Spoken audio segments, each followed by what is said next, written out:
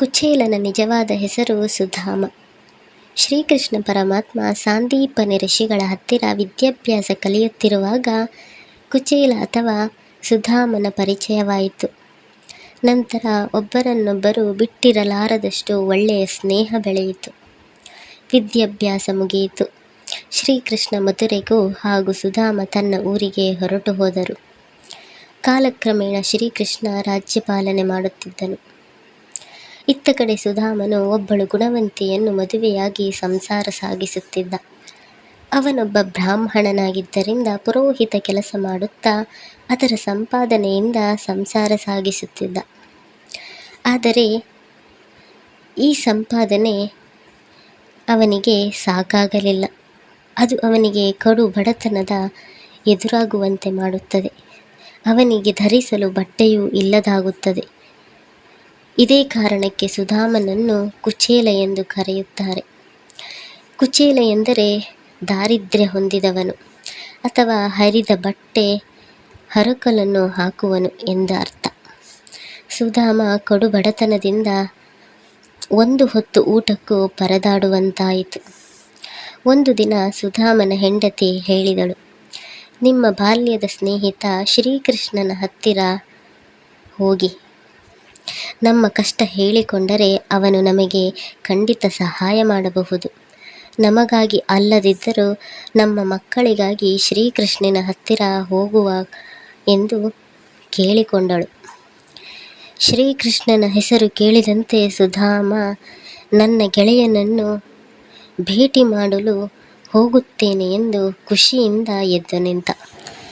ಶ್ರೀಕೃಷ್ಣನ ಹೆಸರು ಕೇಳಿದಂತೆ ಸುಧಾಮ ಸಂತಸದಿಂದ ನನ್ನ ಗೆಳೆಯನನ್ನು ಭೇಟಿ ಮಾಡುವುದಕ್ಕಿಂತ ಸಂತಸದ ವಿಷಯ ಬೇರೊಂದಿಲ್ಲ. ನನಗೂ ನನ್ನ ಸ್ನೇಹಿತನ ಭೇಟಿ ಮಾಡುವ ಆಸೆಯಾಗಿದೆ.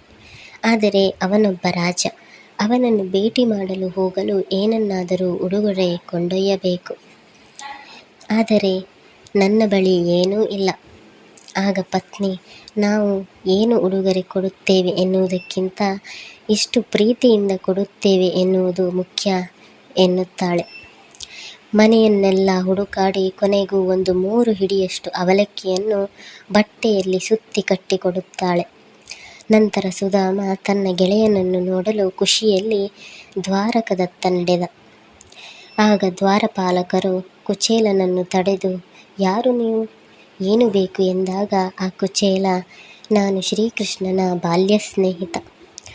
ನಾನು ಶ್ರೀಕೃಷ್ಣನನ್ನು ಭೇಟಿ ಮಾಡಬೇಕು ಎನ್ನುತ್ತಾನೆ. ಏನು, ಭಿಕ್ಷುಕರಾದ ನೀವೆಲ್ಲಿ, ಶ್ರೀಕೃಷ್ಣ ಪರಮಾತ್ಮನೆಲ್ಲಿ ಎಂದು ನಗುತ್ತಾ, ಇಲ್ಲೇ ಇರಿ ಎಂದು ಹೇಳಿ ಶ್ರೀಕೃಷ್ಣನಲ್ಲಿಗೆ ಹೋಗಿ ಹೇಳಿದ. ಯಾರೋ ಒಬ್ಬ ಬಡ ಬ್ರಾಹ್ಮಣ ನಿಮ್ಮನ್ನು ನೋಡಬೇಕೆಂದು ಹೇಳಿಕೊಂಡು ಬಂದಿದ್ದಾನೆ ಎಂದು ಹೇಳಿದಾಗ ಅಲ್ಲೇ ಸುಧಾಮನನ್ನು ಕಂಡ ಶ್ರೀಕೃಷ್ಣನು ಓಡಿ ಬಂದು, ಗೆಳೆಯ ಸುಧಾಮ ಯಾವಾಗ ಬಂದೆ ಎಂದು ಅಪ್ಪಿಕೊಳ್ಳುತ್ತಾನೆ. ಹಾಗೂ ಆಲಯಕ್ಕೆ ಕರೆದುಕೊಂಡು ಸುಧಾಮನ ಪಾದವನ್ನು ತೊಳೆಯುತ್ತಾನೆ. ಆಗ ಸುಧಾಮ, ಅಯ್ಯ ದ್ವಾರಕೆ ಎಂಬ ಅಧಿಪತಿಯಾದ ನೀನು ನನ್ನ ಪಾದವನ್ನು ತೊಳೆಯುವುದೇ, ಬೇಡ ಬೇಡ ಎಂದ. ಆಗ ಶ್ರೀಕೃಷ್ಣ, ನಾವಿಬ್ಬರು ಯಾವ ಪರಿಸ್ಥಿತಿಯಲ್ಲಿದ್ದರೇನು, ನೀನು ನನ್ನ ಸ್ನೇಹಿತ ಎಂದು ಸುಧಾಮನನ್ನು ಕೊಳ್ಳಿರಿಸಿ ಪಾದವನ್ನು ತೊಳೆಯುತ್ತಾನೆ.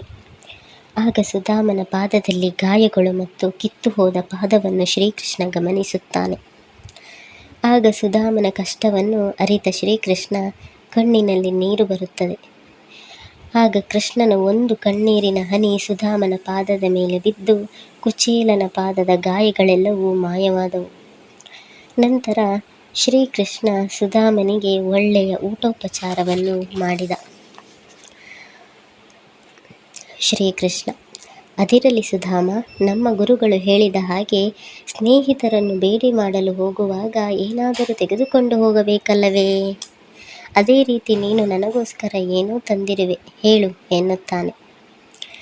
ಆಗ ಸುಧಾಮ ತಾನು ತಂದಿದ್ದ ಅವಲಕ್ಕಿಯನ್ನು ಕೊಡಬೇಕು ಎಂದುಕೊಂಡರೂ ಅವನಿಗೆ ಎನಿಸಿದರೂ ನನಗಾಗಿ ಎಷ್ಟೊಂದು ಉಪಚಾರ ಮಾಡಿದ ಶ್ರೀಕೃಷ್ಣನಿಗೆ ನಾನು ಕೇವಲ ಅವಲಕ್ಕಿ ಕೊಟ್ಟರೆ ಹೇಗೆ ಎಂದು, ಇಲ್ಲ ಗೆಳೆಯ, ನಾನೇನು ತರಲಿಲ್ಲ ಎಂದು ಅವಲಕ್ಕಿಯನ್ನು ಮುಚ್ಚಿಕೊಳ್ಳಲು ಪ್ರಯತ್ನಿಸುತ್ತಾನೆ.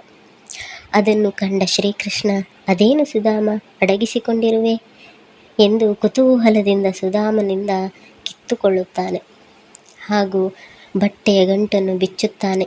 ಆಗ ಶ್ರೀಕೃಷ್ಣ, ಓಹೋ, ನನಗಾಗಿ ಅವಲಕ್ಕಿಯನ್ನು ತಂದಿರುವೆಯಾ ಸುಧಾಮ, ನನಗೂ ಅವಲಕ್ಕಿ ಎಂದರೆ ತುಂಬ ಇಷ್ಟ, ನನಗೆ ಇಷ್ಟವಾದದ್ದನ್ನೇ ತಂದಿರುವೆಯಾ ಗೆಳೆಯ ಎಂದು ಅವಲಕ್ಕಿ ತಿಂದನು. ನಂತರ ಅವರಿಬ್ಬರು ಬಾಲ್ಯದ ನೆನಪನ್ನು ಮೆಲುಕು ಹಾಕಿದರು ಹಾಗೂ ನಂತರ ಸುಧಾಮನನ್ನು ಮನೆಗೆ ಕಳುಹಿಸಿಕೊಟ್ಟ ಶ್ರೀಕೃಷ್ಣ, ಸುಧಾಮ ತನಗಿರುವ ಕಷ್ಟದ ಬಗ್ಗೆ ಗೆಳೆಯನಲ್ಲಿ ಹೇಳಿಕೊಳ್ಳಲಿಲ್ಲ. ಹಾಗೆಯೇ ತನ್ನ ಗುಡಿಸಲ ಹತ್ತಿರ ಹೋದ ಕುಚೇಲ. ಆದರೆ ಆ ಗುಡಿಸಲಿನ ಬದಲು ಅಲ್ಲಿ ದೊಡ್ಡ ಭವನವಿತ್ತು. ಸುಧಾಮನಿಗೆ ಆಶ್ಚರ್ಯದಿಂದ ನೋಡುತ್ತಾ ನಿಂತುಬಿಟ್ಟ. ನಂತರ ಸುಧಾಮನ ಹೆಂಡತಿ ಬಂದು ಹೇಳಿದಳು, ಇದೆಲ್ಲ ನಿಮ್ಮ ಗೆಳೆಯ ಶ್ರೀಕೃಷ್ಣನ ಮಹಿಮೆ ಎಂದಳು. ಆಗ ಸುಧಾಮ ಭಕ್ತಿಪೂರ್ವಕವಾಗಿ ವಂದಿಸುತ್ತಾನೆ. ಎಷ್ಟೇ ಸಂಪತ್ತನ್ನು ಹೊಂದಿದ್ದರೂ ಯಾವುದೇ ಗರ್ವ ಪಡದೆ ಬೇರೆಯವರಿಗೆ ಸಹಾಯ ಮಾಡುತ್ತಾ ತಮ್ಮ ಜೀವನವನ್ನು ಸಾಗಿಸುತ್ತಾರೆ.